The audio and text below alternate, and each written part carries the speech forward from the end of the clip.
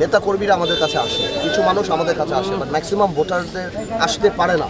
এই প্রত্যন্ত অঞ্চলের ভোটাররা কোনোভাবেও সম্ভব না আমাদের কাছে আসা, আর আমাদেরও এই গাড়ি নিয়ে বা বিরাট বহন নিয়ে তাদের কাছে যাওয়া সম্ভব না। তো এইভাবে ইন্ডিভিজুয়ালি যদি আমরা মোটর বাইকে করে যেতে পারি, তাহলে আমার মনে হয় আমরা মানুষও খুশি হয় এবং আমাদেরও অনেক কাজ হয় যে আমরা একদম ফার্স্ট হ্যান্ড দেখতে পারি যে মানুষের অসুবিধাটা কি। আজকে যে বাড়িগুলি গেলাম, আপনিও দেখলেন আমাদের সাথে যে তাদের বেসিক কিছু প্রবলেম আছে।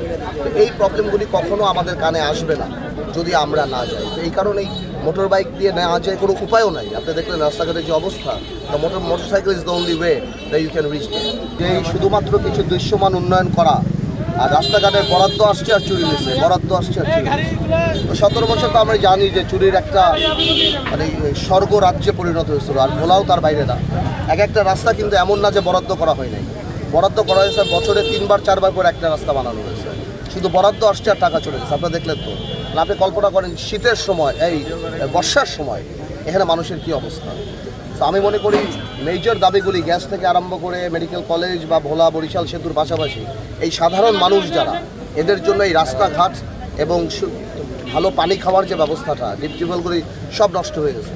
আমার মনে হয় এইটাকে একদম আমাদের আটমোস্ট ইম্পর্টেন্স দিতে হবে ইনশাআল্লাহ। আল্লাহ যদি সুযোগ দেয় তাহলে এই রাস্তাঘাটগুলি আমাদের উন্নয়ন করাটা অনেক বেশি ইম্পর্টেন্ট, বিশেষ করে এই গ্রামে গঞ্জের রাস্তাঘাটগুলি যেগুলি আসলে চোখে পড়ে না, কিন্তু সাধারণ মানুষদের জন্য জীবন অনেক কঠিন হয়ে যায় এইসব জায়গাতে কঠিন।